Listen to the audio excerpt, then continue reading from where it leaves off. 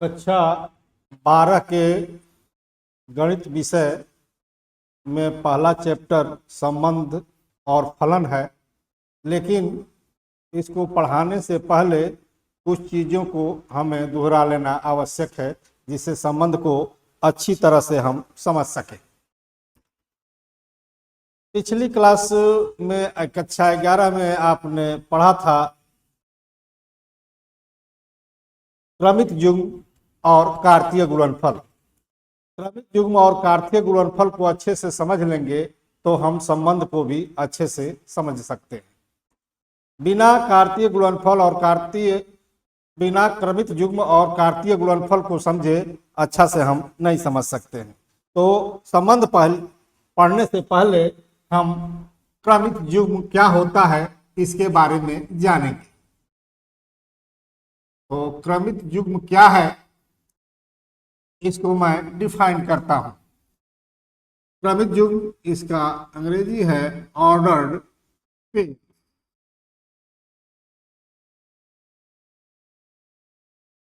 एक बार समझा दूं फिर लिखा दूंगा आपको।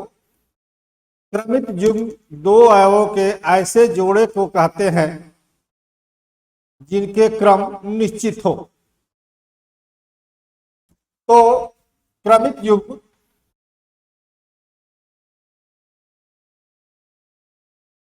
दो अवयवों के ऐसे जोड़े को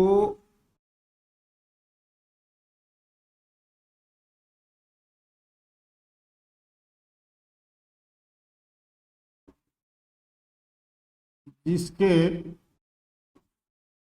क्रम निश्चित हो। समझने के लिए यदि दो अवयव ए तथा बी हैं तो इनके क्रमिक युग्म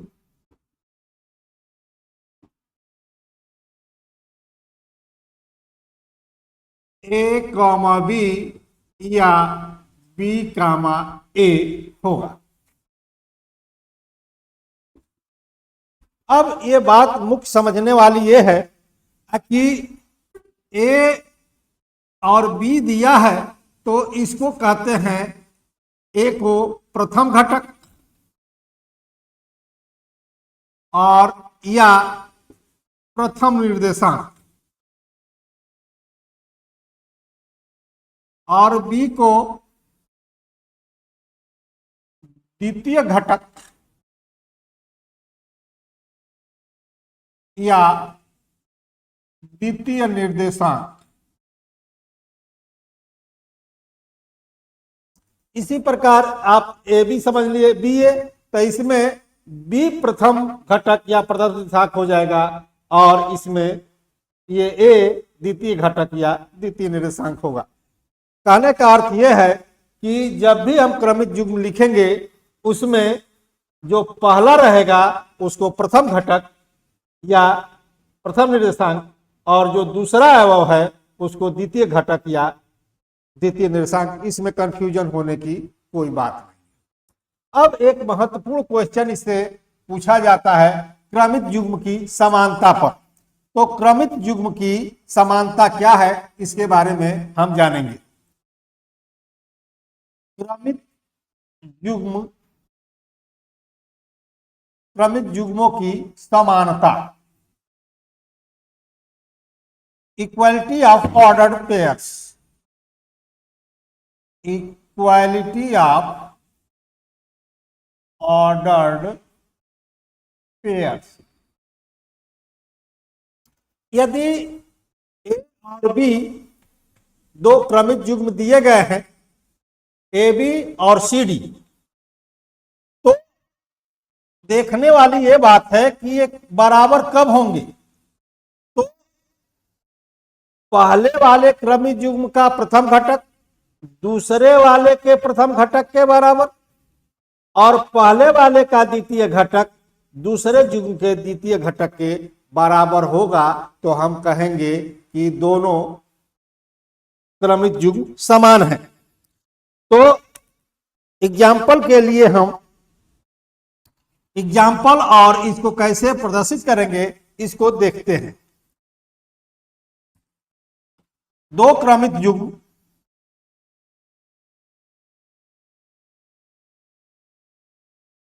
ए बी तथा सी डी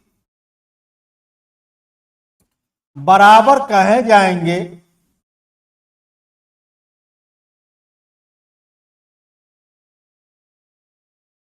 यदि और केवल यदि, इंग्लिश में इसको इफ एंड ओनली इफ, या एक शब्द में इसको IFF इफ से भी प्रदर्शित कर देते हैं। इतनी बातों को इफ एंड ओनली इफ को केवल IFF से भी कह सकते हैं। हिंदी में इसका मतलब यदि और केवल यदि होगा। तो हमको दिखाना है समानता। तो ए बी बराबर सी डी हमने बताया कि पहले वाले क्रमित युग्म का प्रथम घटक दूसरे वाले क्रमित युग्म के प्रथम घटक के बराबर और पहले वाले क्रमित युग्म का द्वितीय घटक दूसरे वाले क्रमित युग्म के द्वितीय घटक के बराबर होगा। अर्थात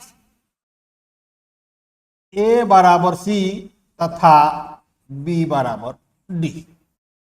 अब इसको हम एग्जाम्पल के माध्यम से समझेंगे कि कैसे मान निकालते हैं।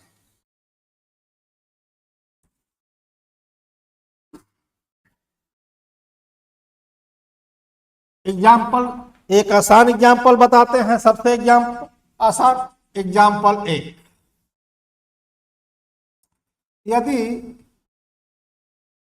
एक्स वाई बराबर 1-5 है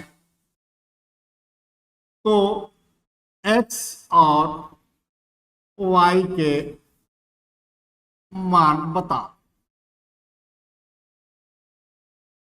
बहुत सिंपल है, जैसा आपको मैंने समझाया है। दिया गया है आपको एक्स वाई बराबर 1-5 दिया है यह, तो आपको एक्स और वाई का मान ज्ञात करना है। अब क्या करेंगे आप कि पहले वाले क्रमिक युग्म दूसरे वाले के पहले घटक के बराबर, यानी x बराबर 1 और y बराबर -5। एक और एग्जाम्पल हम लेते हैं। दूसरा एग्जाम्पल, यदि 2x - 1 -5 बराबर x y + 1 है तो x और y के मान बताओ। एक क्वेश्चन है। सेम वैसे ही हल इसको भी हम करेंगे। दिया है आपके पास, यदि 2x - 1 और -5 बराबर x y धन 1, जैसा हमने आपको पहले भी बता चुके हैं, ये लिखा भी है कि पहला क्रमित युग्म का पहला घटक दूसरे क्रमित युग्म के पहले घटक के बराबर और पहले क्रमित युग्म का दूसरा घटक दूसरे क्रमित युग्म के दूसरे घटक के बराबर होगा।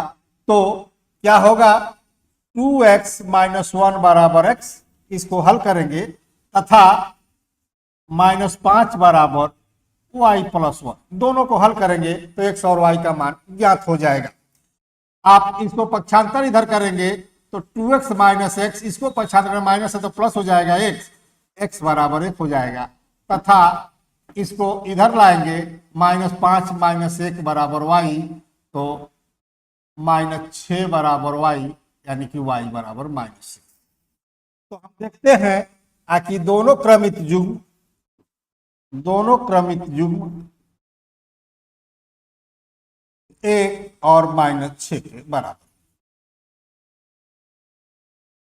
तो इन एग्जाम्पल के आधार पर आप क्रमित युग्म दिए हैं बराबर हैं तो उनसे x और y का मान आप आसानी से ज्ञात कर सकते हैं। अब हम चलते हैं दूसरा टॉपिक इसका कार्तीय गुणनफल, जो उसी के आधार पर हम संबंध को आगे पढ़ाएंगे और समझेंगे कि इसका मतलब क्या है। आप लोग इसको नोट कर लीजिए। अब हम आगे चलते हैं।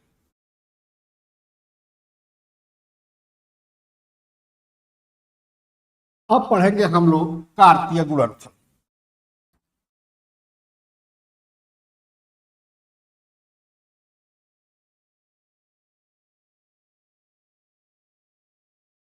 Cartesian product, Cartesian product.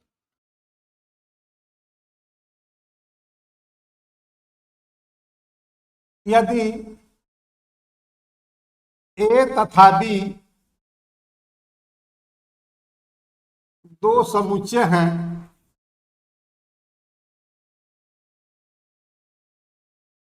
और A is element of A, B is element of B, तो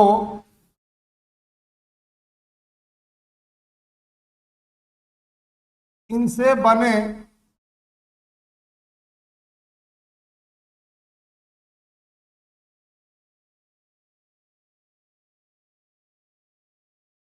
सभी संभव क्रमित युग्मों का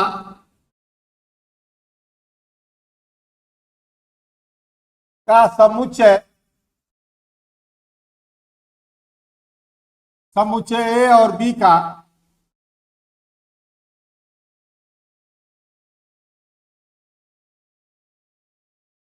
क्रमित कार्तीय गुणनफल कहलाता है। कार्तीय गुणनफल कहलाता है। इसे हम A क्रॉस B से निरूपित करते हैं तथा इसे A क्रॉस B पढ़ते हैं। गणितीय परिभाषा के रूप में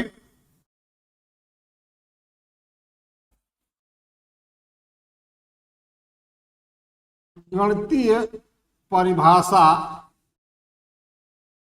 इसकी देंगे A क्रॉस B समुच्चय मझौला कोष्टक x such that x is equal to a b, A is element of A, B is element of B। उदाहरण के लिए हम रोज कार्यों में अपने सम्मिलित करते हैं। जैसे हम ये कहें यदि A के पास दो ठो शर्ट है और B के पास आपका तीन ठे ट्राउजर है, पैंट है, ये समझ लीजिए, तो इसको A क्रॉस B को हम कैसे समझ सकते हैं कि हमारे पास दो ठो शर्ट है और तीन ठे पैंट है, इसको कितने तरीके से हम पहन सकते हैं, इससे और आसानी तरीका से समझा जा सकता है।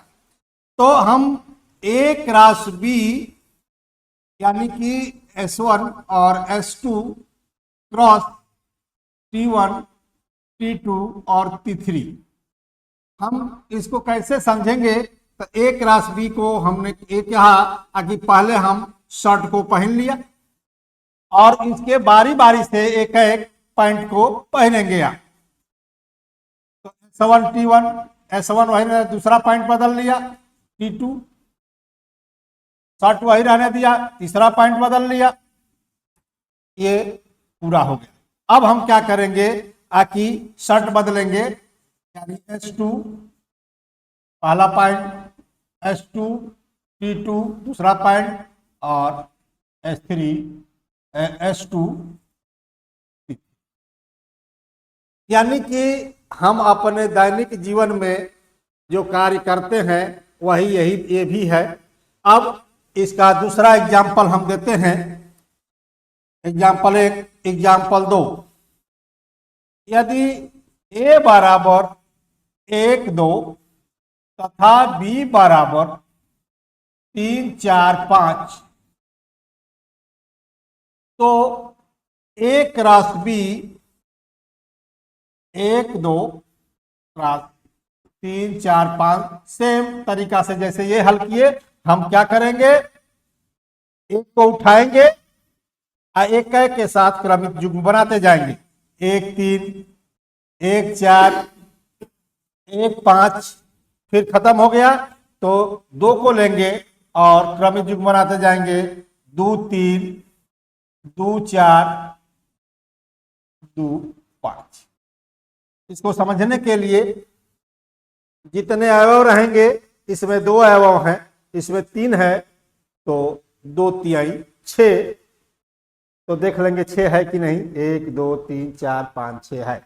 अब इसी का यदि B क्रॉस A हम करें तो इसमें B के अवयव पहले आएंगे 3 4 5 और A के अवयव बाद में आएंगे 1 2।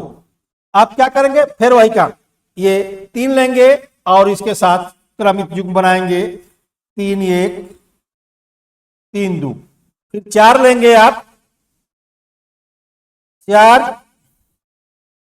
1 4 2, और फिर 5 उठाएंगे हम, 5 1 5। इस तरह से हम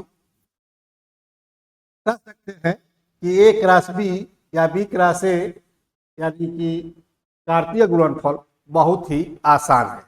यदि हम कार्तीय गुणनफल समझ लिए तो इसमें 2 प्रमेय हैं। उन प्रमेयों को देख लेने के बाद से हम संबंध को पढ़ेंगे। तो क्या प्रमेय है, एक प्रमेय मैं खुद करके दिखाऊंगा और दूसरा आप अपने आप कर लेंगे, बहुत ही आसान है, एक समझा देंगे। तो इन्हीं पर आधारित है, इन प्रमेयों को देख लिया जाए तब आपको हम संबंध पढ़ाएंगे तो आपको अच्छा से समझ में आएगा। देखते हैं प्रमेय।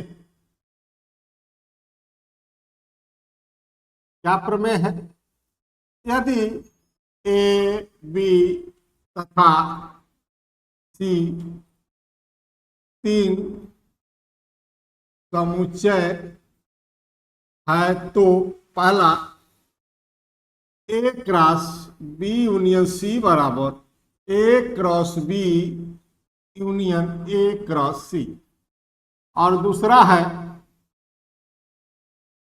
A cross B intersection C बराबर A cross B intersection A cross C। इसमें से पहले वाले को हम समझा रहे हैं और आप दूसरा अपने आप आसानी से कर लेंगे। देखते हैं, बहुत ही आसान है। हमको 2 चीजें आनी चाहिए, एक तो यूनियन की परिभाषा आनी चाहिए और ये आपका A क्रॉस B का आना चाहिए। 2 परिभाषाओं को मैं लिख दे रहा हूं, प्रूफ पहला वाला कर रहा हूं मैं। A cross B union C equal to A cross B union A cross C। दोनों परिभाषाओं को बगल में लिख दे रहा हूं। A union B equal to X such that X is element of A और X is element of B। और A क्रॉस B की भी परिभाषा लिख दे रहा हूं। A B A is element of A, B is element of B। इन दोनों परिभाषाओं के आधार पर हम प्रूफ कर रहे हैं। तो इसका हम लेते हैं, माना कि x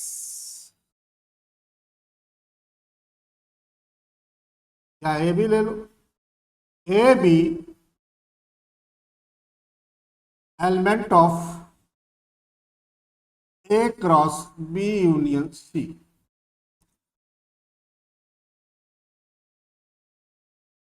implies A is element of A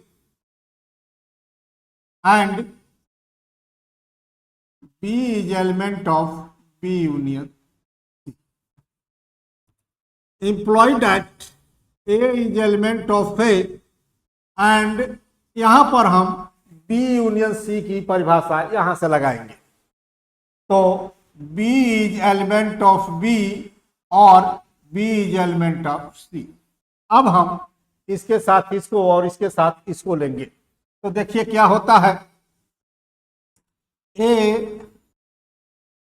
is element of A and B is element of B और A is element of A and B is element of C। ये परिभाषा फिर आ गई A क्रॉस B की। तो a b is element of A cross b और a b is element of